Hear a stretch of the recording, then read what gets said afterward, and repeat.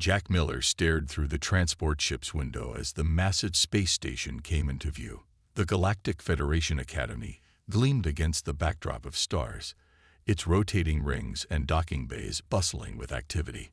His heart pounded in his chest. After years of Earth trying to join the Galactic Federation, he was the first human male selected to train at their elite military academy. "Prepare for docking procedures, human," the pilot announced, the translator making the aliens' clicks and whistles understandable. "Remember your breathing exercises when adjusting to station gravity." Jack nodded, though he'd already read that the station's gravity was only about 80% of Earth's. For him, it would feel light, not heavy. The ship docked with a gentle thud. Jack grabbed his single bag of belongings and followed the blinking path lights to the arrival hall. The room was filled with creatures of all shapes and sizes. Some had too many limbs, others too few. Some were covered in scales, others in feathers or slick skin. Jack tried not to stare. A tall, blue-skinned alien with 4 arms approached him. "Cadet Miller of Earth. I am Administrator Velnock. Welcome to the Academy." "Thank you, sir," Jack replied, remembering his briefing on proper addressing of superior officers. "You understand that your presence here is experimental." Velnock's large, multi-pupilled eyes blinked in an unsettling pattern. Deathworlders are rarely given positions in mixed-species training. There it was again. Deathworlder. Earth's classification due to its high gravity, variable climate, dangerous wildlife, and natural disasters had earned humans this title among the galactic community. "I understand, sir. I'm grateful for the opportunity." "Indeed. Your special accommodations have been prepared. The protective armor and living quarters with reinforced supports are ready." Velnock gestured to another alien. "This is Cadet Zextrol from Arthopia. He will be your roommate and guide." The insectoid creature stepped forward, his 6 limbs moving in perfect coordination. His exoskeleton gleamed under the lights, and his antennae twitched nervously. "Greetings, Deathworlder Miller." Zextrol's mandibles clicked as he spoke. "I have studied human physiology extensively to prepare for your arrival." "Just call me Jack," he replied, offering a smile that he hoped wasn't interpreted as a threat display. Zextrol led Jack through a maze of corridors. Other cadets moved aside as they passed, whispering and pointing. Jack caught fragments of conversation through his translator. "Actual human. Heard they can survive radiation that would kill us. Bones reinforced with calcium deposits like armor. Probably violent. Their planet is all predators." Jack kept his face neutral. The misconceptions about humans were both amusing and frustrating. Yes, Earth was considered harsh by galactic standards, but humans weren't the monsters these aliens seemed to think. Their quarters were larger than Jack expected. One side was clearly modified, reinforced bed frame, thicker walls, and specialized fixtures. "Your side was enhanced for safety," Zextrol explained. "The engineers worried your density might damage standard furnishings." Jack set his bag down, holding back a sigh. "Thanks. It looks comfortable." A chime sounded throughout the station. "That signals the welcome assembly," Zextrol said. "Academy Commander Vreltok will address all new cadets." The assembly hall was massive, with seating arranged in a semicircle around a central stage. Jack followed Zextrol to their assigned section, feeling hundreds of curious eyes on him. Commander Vreltok was an imposing figure, tall and muscular by any species standards, with gray skin that looked like stone and eyes that glowed yellow. "Welcome, new cadets, to the most prestigious military training facility in the Federation," the commander began. "You represent the finest your worlds have to offer." His gaze found Jack in the crowd. "This term, we welcome our first human cadet. Cadet Miller comes from Earth, a Class 12 death world. Special protocols have been established for his safety and yours. His protective armor will arrive tomorrow." Whispers erupted again. Jack sat straight, trying to appear confident despite feeling like a zoo exhibit. "Remember," Vreltok continued, The purpose of this academy is to turn you into officers capable of defending the Federation against any threat. Your differences are assets, not liabilities. Jack took a deep breath. Tomorrow, training would begin, and he would show them what humans could really do. Jack woke to the sound of a gentle alarm. Zextrol was already up, his exoskeleton gleaming in the artificial light as he moved through a series of fluid stretches. "Good morning, Jack," the insectoid said. "Your assessment begins in 1 hour. The protective suit has been delivered." Jack looked to where Zextrol pointed. A bulky exosuit stood in the corner of the room. It resembled a spacesuit, but thicker, with reinforced joints and a complicated-looking helmet. "This is my armor?" Jack asked, approaching the suit with caution. "Yes, all Deathworlders must wear protective gear. It will shield others from your strength, and shield you from our environment." Jack frowned but said nothing. He had promised Earth's representatives he would follow all Academy protocols. He struggled into the suit, which was heavier than it looked. The helmet came down over his head with a hiss as it sealed. "How do I look?" he asked, his voice sounding metallic through the suit's speakers. Zextrol's antennae twitched. "Less intimidating. The medical team designed it to resemble other species' standard training gear." Jack felt like a mascot as he followed Zextrol to the assessment area. The suit restricted his movements, and he had to take shorter steps. Other cadets stared as they passed. The assessment chamber was a large, open space with various stations set up. Alien cadets of different species were already being tested on strength, speed, reflexes, and endurance. Instructor Klovac, a thin, tall alien with skin that shifted colors as he moved, approached Jack. "Cadet Miller, we will begin with basic strength assessment." Jack was directed to a machine with pressure plates. "Push against this with your upper limbs. The machine will measure your force output." Jack positioned his hands on the plates and pushed. The suit's joints hissed and locked up slightly, limiting his motion. Still, he managed to push hard enough that the machine beeped in acknowledgement. "Interesting," Klovac said, looking at the readings. "Even with movement restrictions, you register in the upper percentile. Move to the next station." Throughout the morning, Jack completed test after test. The suit made everything harder. Running on the treadmill felt like wading through mud, and the reflex tests were nearly impossible with the suit's lag time between his movements and the armor's response. During a short break, a human female approached him. She wore a similar suit but moved in it with practiced ease. "You must be Jack. I'm Lisa Rodriguez. Arrived last semester." Jack's eyes widened behind his helmet. "Another human. They didn't tell me." Lisa laughed.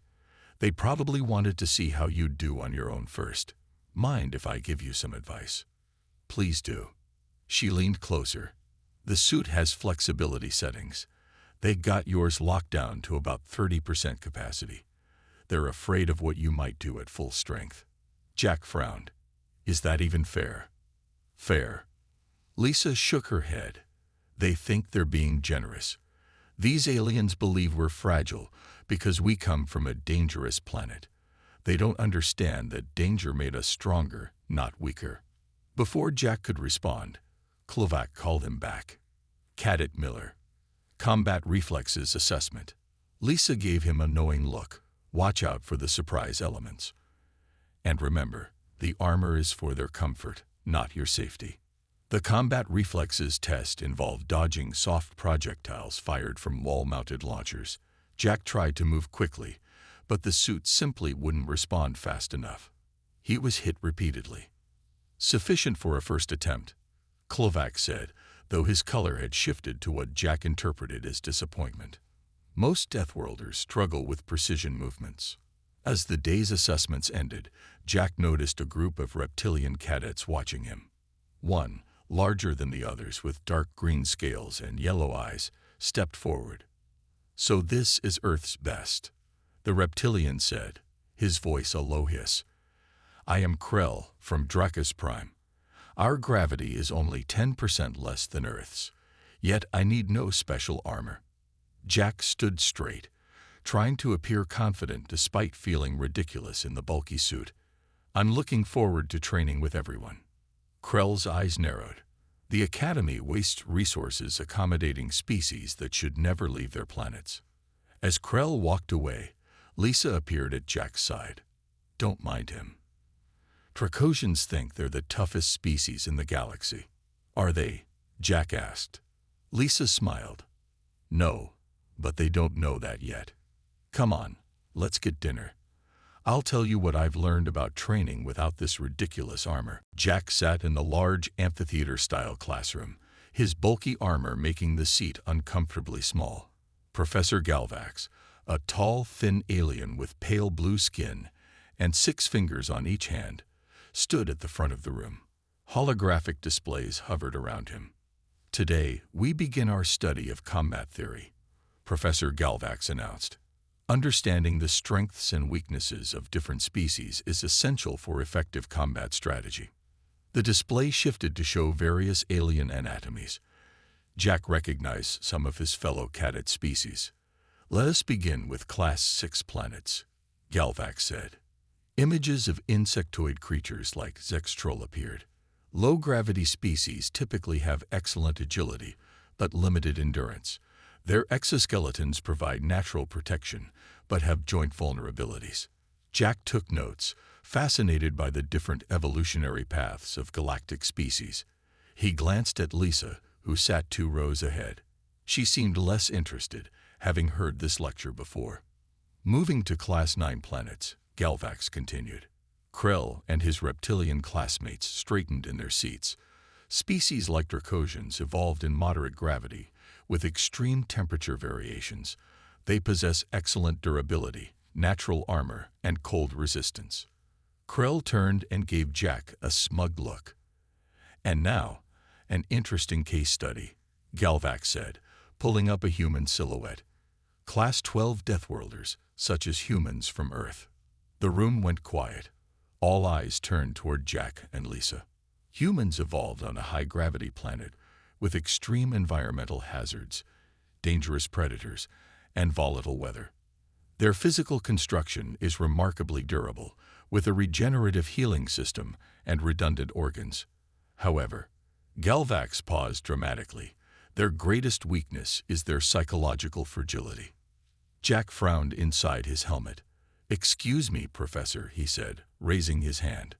"What do you mean by psychological fragility?" Galvax seemed pleased by the question.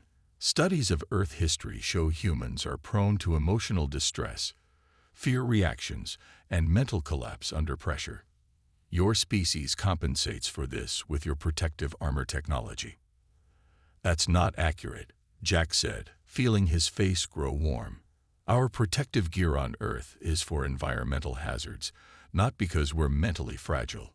The classroom fell silent. Challenging a professor was unusual. "Interesting perspective, Cadet Miller," Galvax replied coolly. "However, the Federation's xenobiological studies classify humans as physically durable, but psychologically vulnerable. It is why your species is provided with extensive armor here." Jack wanted to argue further, but felt Lisa's warning glance. He fell silent. "Now let us discuss the upcoming combat trials," Galvax continued. "Each cadet will face a series of physical challenges designed to test combat readiness. The trials begin in 2 weeks. After class, Jack caught up with Lisa in the corridor. "Why didn't you back me up in there?" he asked. "That whole psychologically fragile thing is nonsense." Lisa pulled him into a quiet alcove. "Listen, Jack, I've been here longer.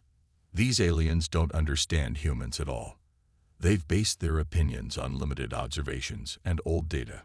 So we should just let them think we're mentally weak." "For now, yes," Lisa said.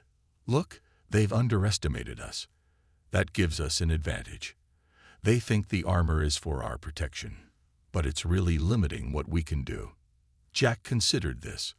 The combat trials might be a chance to show them what humans are really capable of. "Exactly," Lisa smiled. "But we need to be smart about this. Tonight, meet me in training room 7 after hours. I've found a way to adjust the armor settings." At dinner, Jack sat with Zextrol and some other cadets. Across the mess hall, Krell and his friends were loudly discussing the combat trials. I hear the first challenge involves survival in a low-oxygen environment. One reptilian said, "The soft skins will fail immediately." Krell laughed. "Especially the Deathworlders. They'll be crying inside their protective bubbles." Jack ate silently, letting their words fuel his determination. Later that night, he met Lisa at the empty training room. She was already there, her armor's control panel exposed. "Ready to learn what these suits can really do?" she asked with a grin. "And maybe what they've been preventing us from doing." Jack nodded. "Absolutely. It's time they learned what humans are really made of." Jack stood in the center of the training room, trying to hit the small floating targets that zipped around him. His armor made every movement slow and clumsy. He had already missed 15 out of 20 targets, while Zextrol had hit all of them easily with his multiple limbs. "Sufficient attempt, Cadet Miller," said Instructor Klovak, his skin turning a shade of blue that Jack had learned meant disappointment. "Perhaps we should adjust the difficulty level for Deathworlders." Jack felt his face flush with frustration inside his helmet. "No, sir. I'd like to try again at the standard level." Klovak's skin rippled. "Very well. Begin sequence 2. The targets reset and began darting around again. Jack tried to move faster, but the suit's joints locked up when he pushed too hard. He managed to hit only 7 targets this time. Across the room, Krell finished his own sequence with perfect accuracy. The reptilian turned to Jack and made a gesture that the translator didn't catch, but Jack understood was mockery. After training, Jack went to the medical bay for his weekly checkup. Dr. Ben Harper, the only other human staff member at the academy, greeted him with a sympathetic smile. "Rough day in training?" Dr. Harper asked as Jack removed his helmet. "The suit is impossible to move in," Jack complained. "How am I supposed to prove what humans can do when I can barely lift my arms?" Dr. Harper motioned for Jack to sit on the examination table. "The thing is, most species here genuinely believe the armor is for your protection, not theirs. Earth's gravity is 2.3 times stronger than the Academy's standard setting. They think you'll hurt yourself without support." "But I feel lighter here, not heavier," Jack said. "My muscles are used to Earth gravity." Dr. Harper nodded while checking Jack's vitals. "I know, but there's more to it. Your heart rate is elevated, and I'm seeing strain in your shoulder muscles, not from the gravity, from fighting against the armor itself." He lowered his voice. "Between us, I think the armor is causing more harm than protection. I'll note that in my report, but don't expect quick changes. The Academy has used the same protocols for over 100 cycles." Jack left the medical bay feeling frustrated. He made his way to the combat simulation room, where Lisa had asked to meet him. She was already there, practicing hand-to-hand combat moves against a holographic opponent. Her armor seemed to move more freely than his. "How do you do that?" Jack asked. "Your suit looks like it's actually helping you, not fighting you." Lisa deactivated the simulation and walked over. "I've made some modifications. The default settings are ridiculous. They limit our strength to about 30% of normal."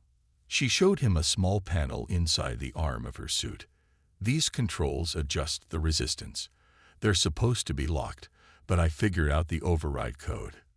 "Isn't that against regulations?" Jack asked.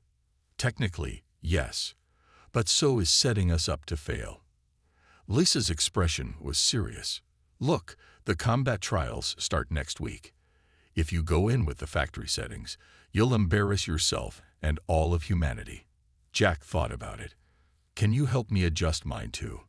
Before Lisa could answer, the door opened. Assistant Commander Kurtal, a tall, four-armed alien with gray skin, entered. "Cadets," Kurtal said, "this room is reserved for authorized training only." Lisa quickly closed her arm panel. "We were just practicing for the trials." "Sir." Kurtal's eyes narrowed. "Cadet Miller, I received a request from you to train without armor. That request is denied." The protective gear is non-negotiable for all Class 12 species. Jack tried to keep his voice calm. Sir, with respect, the armor is hindering my performance, not helping it. Dr. Harper's medical evaluation is being reviewed, Quertal interrupted. Until then, standard protocols remain in place. Is that clear? Yes, sir, Jack replied stiffly. After Quertal left, Lisa sighed. That complicates things. We'll have to be more careful. Or I just have to get used to the armor, Jack said glumly. No, Lisa said firmly. Tonight, meet me in my quarters. We'll adjust your suit there. And I'll show you something else. She glanced around to make sure they were alone. I've been practicing without the armor altogether. Jack's eyes widened. That's definitely against regulations. Yes, Lisa nodded. But how else will we show them what humans can really do? The day of the first combat trial arrived. Cadets gathered in the main training arena, a large circular room with various obstacles and terrain types. The walls could project holographic environments, and hidden panels could introduce unexpected challenges. Jack stood with the other cadets, his modified armor feeling slightly better after Lisa's adjustments. Still, he felt restricted compared to what he could do on Earth. Commander Vreltok stood on a raised platform. Today begins the combat trials. Each cadet will navigate the course while facing various threats. You will be judged on speed, accuracy, and tactical decisions. Jack watched as the first few cadets went through the course. Zextrol moved with incredible speed, his 6 limbs allowing him to climb and jump with ease. A gelatinous alien could squeeze through narrow spaces that others had to go around. Then came Krell's turn. The reptilian moved with powerful confidence, smashing through barriers and dispatching holographic enemies with brutal efficiency. When he finished, he had the fastest time so far. Impressive performance, Cadet Krell. Commander Vreltok announced. Cadet Miller, you're next. Jack stepped forward, heart pounding. The course reset, and a new environment formed around him. It looked like a rocky landscape with limited cover and several ravines to cross. Begin, called Commander Vreltok. Jack started running, immediately feeling the armor's resistance. He made it to the first obstacle, a wall that needed climbing. His fingers found holds in the rocky surface, and he pulled himself up, the armor's joints creaking with the effort. As he reached the top, a holographic enemy appeared, firing a simulated weapon. Jack ducked and rolled, but his movement was too slow. The system registered a hit on his left shoulder. Point deduction for combat damage, announced the automated scoring system. Jack pushed on, frustration building. He knew he could move faster without the bulky suit. At the second obstacle, a narrow bridge over a ravine, Jack felt something change in his armor. The chest plate suddenly tightened, and warning lights flashed inside his helmet. Suit malfunction detected, said a computerized voice in his ear. Life support compromised. Recommend immediate evacuation. Jack hesitated. The bridge was only halfway crossed, and more holographic enemies were appearing. The suit grew tighter, making it harder to breathe. From the observation area, Lisa shouted, Jack, the armor's failing. Commander Vreltok's voice came over the speaker. Halt simulation. Cadet Miller, return to start for equipment check. Jack started to turn back, then stopped. This was his chance. With quick movements, he reached for the emergency release catches that Dr. Harper had shown him during his medical examination. Cadet Miller, return immediately, Commander Vreltok ordered. Jack ignored him. He hit the release points in sequence, and with a hiss of escaping air, the armor split open. Jack stepped out, wearing only the standard black undersuit that all cadets wore beneath their gear. The arena went silent. Even the holographic enemies froze in place. Jack took a deep breath, feeling the station's air directly on his skin for the first time since arriving. It felt cool and light in his lungs. Without waiting for permission, he turned and sprinted across the bridge. His movements were fluid and fast now. He dodged holographic fire with ease, rolled under obstacles, and leaped over barriers that he previously would have had to climb slowly. His Earth-developed muscles, accustomed to much higher gravity, made every jump higher, every move quicker than the simulation expected. From the observation deck, alien cadets watched in stunned silence as Jack tore through the rest of the course. He finished with a time just seconds slower than Krell's, despite the initial delay and armor malfunction. Jack stood at the finish line, breathing hard, but not from exertion, from excitement. He looked up at Commander Vraltok, whose stone-like face was unreadable. "Cadet Miller," Vraltok said, his voice echoing in the silent arena. "You have directly violated safety protocols." "Sir," Jack replied, standing straight. "The armor was malfunctioning. It was restricting my breathing." Krell stepped forward from the observation area. The Deathworlder removed his protection because he was failing the course. "This is cheating." Lisa hurried to Jack's side. "Commander, look at the suit's telemetry. Something caused a catastrophic systems failure. The life support was shutting down." Dr. Harper pushed through the crowd of cadets and examined the discarded armor. "There's evidence of tampering here. These connection points have been severed." All eyes turned to Krell, whose scales darkened slightly, the equivalent of a human blush. Commander Vraltok's eyes narrowed. "We will investigate this incident thoroughly. In the meantime, the combat trial results for Cadet Miller are under review." Word spread quickly throughout the academy. By dinner time, everyone had heard about the human who completed the combat trial without protective armor. Jack sat with Lisa and Zextrol in the dining hall, aware of the stares and whispers around him. "They're treating you like you grew an extra head," Lisa said quietly. Zextrol's antennae twitched nervously. "What you did was unprecedented, Jack. No Deathworlder has ever trained without protective gear." "I didn't exactly plan it," Jack replied, pushing his food around on his plate. "But it felt right, like I could finally show what I'm capable of." The room fell silent as Commander Vraltok entered with several Academy officials. They walked directly to Jack's table. "Cadet Miller," Vraltok said, his deep voice carrying across the quiet hall. "The investigation into your armor malfunction is ongoing. However, the Academy Council has met regarding your completion of the combat trial." Jack stood, back straight, waiting for his punishment. "Our technicians have confirmed your armor was indeed tampered with," Vraltok continued. "The perpetrator will be dealt with accordingly." Jack noticed Krell was missing from his usual table. "As for your actions," Vraltok said, "they have forced us to reconsider our protocols. The Council has decided that if you wish to continue without armor, you must first prove it is safe, for you and for others." Murmurs rippled through the dining hall. "What kind of proof?" Jack asked. A tall, elderly alien with translucent skin stepped forward.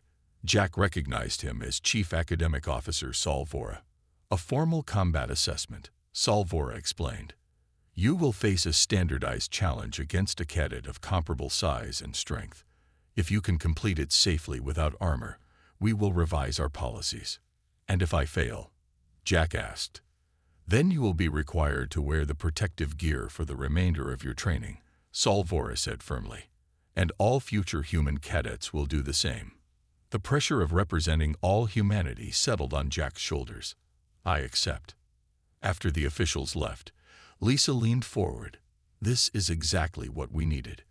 A chance to show them what humans can really do." "But who will I face?" Jack wondered. His question was answered the next morning. All cadets were summoned to the main hall, where Commander Vraltok made the announcement. "The combat assessment for Cadet Miller will take place in 3 days. His opponent will be Cadet Krell of Dracus Prime." Jack's stomach tightened. Krell was one of the strongest cadets at the Academy, and he clearly had a grudge against humans. "Cadet Krell has been disciplined for tampering with safety equipment," Vraltok continued, confirming Jack's suspicions. "However, as part of his rehabilitation, he has volunteered for this assessment." "Volunteered?" Lisa scoffed quietly. "More like forced to his punishment." After the announcement, Jack went to find Dr. Harper in the medical bay. "I need your help," Jack said. "I have to prepare to face Krell without armor." Dr. Harper looked concerned. Krell's species has natural armor, thick scales that can withstand significant impact. You'll have no such protection. "But I have other advantages," Jack insisted. "Humans evolved on a planet with higher gravity. Our muscles and bones are denser." Dr. Harper nodded slowly. "True, and your endurance might be superior. Precautions tire quickly in prolonged combat." He pulled out a datapad. "Here's everything I know about their physiology. Study their weaknesses." For the next 3 days, Jack trained intensely with Lisa. Without the restrictive armor, he could move freely, showing his true speed and strength. Other cadets came to watch, amazed by what they saw. Even Zextrol joined their training. "Krell fights with aggressive bursts," he advised. "His species evolved as ambush predators. They lack stamina for extended battles." On the day before the assessment, a group of cadets from various species approached Jack in the training room. "We wanted to wish you success," said a tall, bird-like alien. "Many of us come from worlds classified as dangerous. If you prove humans can train safely without special equipment, it could change things for all of us," finished another cadet with 4 arms and iridescent skin. Jack hadn't realized how many others felt restricted by the Academy's safety protocols. This fight wasn't just for humans. It was for all so-called dangerous species. That night, Jack could barely sleep. Tomorrow's match would determine not just his future at the Academy, but potentially the future of human involvement in the Galactic Federation. Ready or not, he whispered to himself, tomorrow they'll see what a human can really do. The day of the combat assessment arrived. The Academy's main arena had been transformed into a formal combat ring. Seating surrounded the circular fighting area, and every spot was filled. Not just cadets, but instructors and even some visiting Federation officials had come to witness the unprecedented event. Jack stood in the preparation room, stretching his muscles. He wore only the standard black undersuit that all cadets wore beneath their armor. It felt strange to be so exposed when all his training until now had been in the bulky protective gear. Lisa helped him warm up. "Remember what we practiced. Krell will come out strong, but he can't maintain that level of intensity. Wear him down." Dr. Harper entered with a small container. "This might help," he said, offering Jack a tube of gel. "It's a cooling compound we use for Dracosian patients when they overheat. Might give you an edge if the fight goes long." Jack applied the gel to his hands and nodded his thanks. A chime sounded, indicating it was time. He walked into the arena to complete silence. Every alien eye was fixed on the human who dared to challenge their safety protocols. Across the ring, Krell entered. The reptilian wore minimal padding, just enough to protect vital areas without restricting movement. His scales gleamed under the lights. Commander Vreltok stood between them. "This assessment will determine if human cadets can safely train without specialized protective equipment. The match will continue until one contestant yields or is unable to continue. Both contestants have agreed to these terms." He looked at Jack. "Are you certain you wish to proceed without armor, Cadet Miller?" "Yes, sir," Jack replied firmly. Vreltok nodded. "Begin when the signal sounds." He stepped back. A tense moment passed. Then a low tone echoed through the arena. Krell immediately charged forward with a roar. Jack sidestepped, letting Krell's momentum carry him past. The reptilian was fast, faster than Jack expected. Before Jack could counter, Krell spun and struck with a powerful blow to Jack's side. Pain flared across Jack's ribs. The crowd gasped. Many had never seen a human injured before, always hidden as they were inside protective armor. Krell pressed his advantage, launching a series of strikes. Jack blocked some but took others, giving ground. The reptilian's scales provided natural armor that Jack lacked. "The Deathworlder is weak," Krell taunted. "You should never have left your protective shell." Jack kept his focus, remembering Dr. Harper's advice. Each blow hurt, but Jack noticed Krell's breathing was already becoming labored. The reptilian was expending too much energy too quickly. Jack began to move more, making Krell chase him around the ring. The crowd murmured in confusion. It looked like the human was running away. But Jack was implementing his strategy. 10 minutes into the fight, the difference became clear. Krell's movements slowed. His strikes, while still powerful, came less frequently.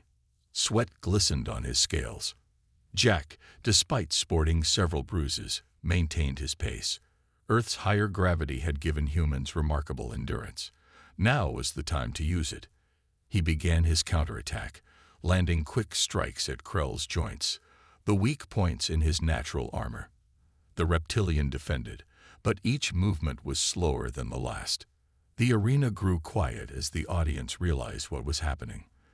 The human wasn't just surviving. He was wearing his opponent down through superior stamina.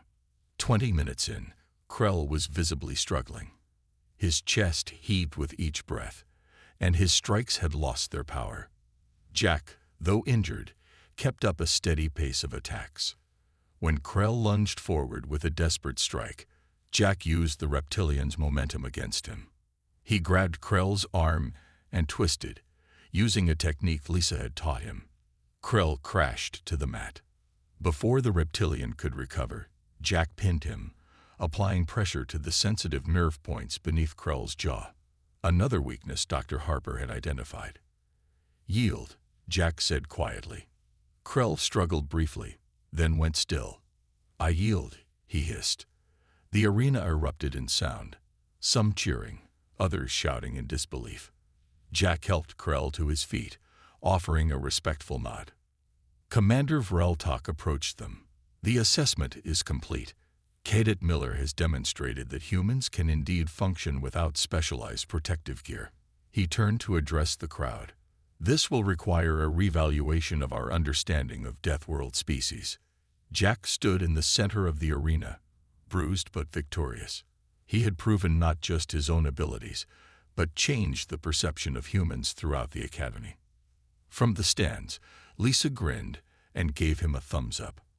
Around her, cadets from other dangerous worlds watched with new hope in their eyes. 3 months had passed since Jack's victory over Krell.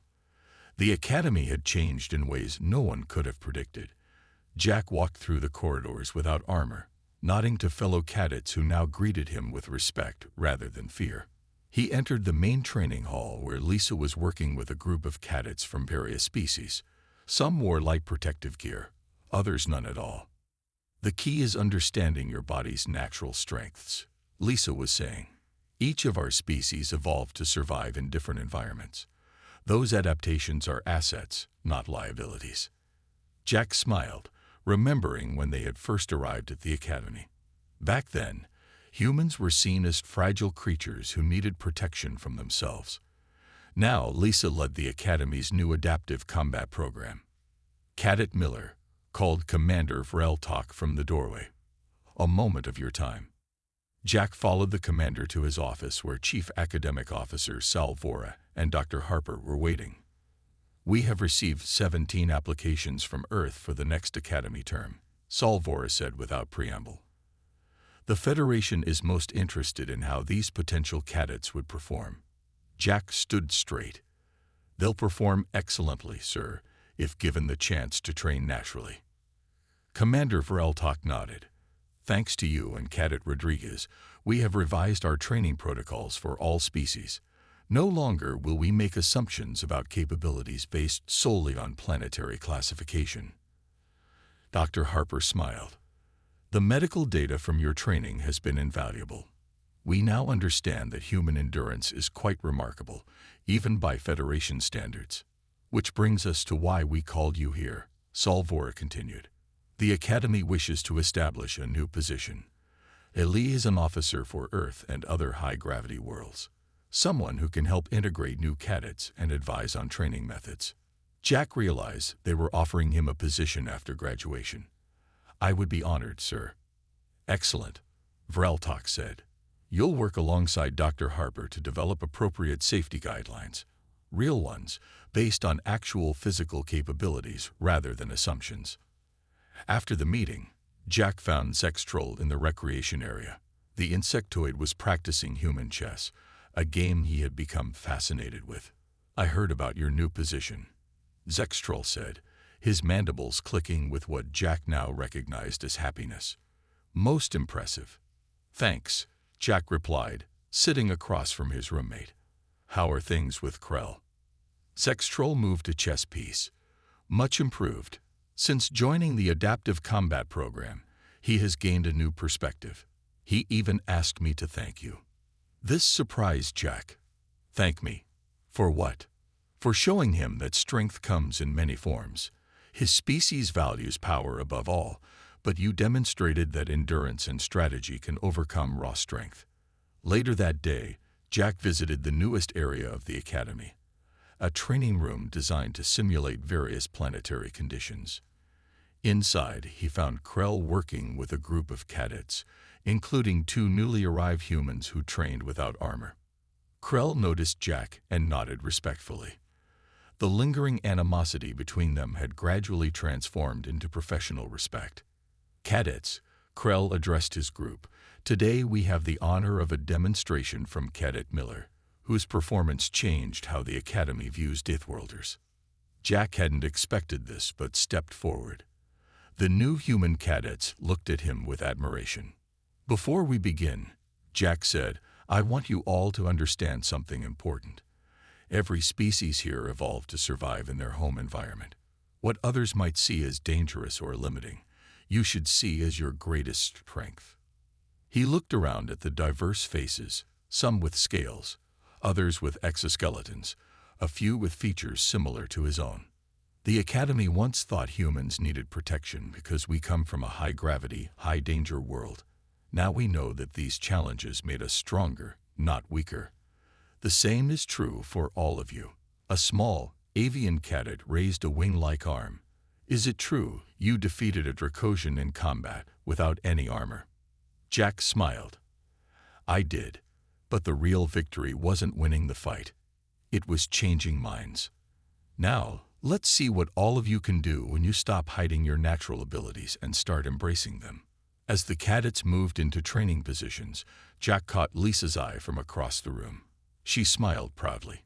Together, they had changed not just their own futures, but potentially the future of all Deathworlders in the Federation. The galaxy would never look at humans the same way again.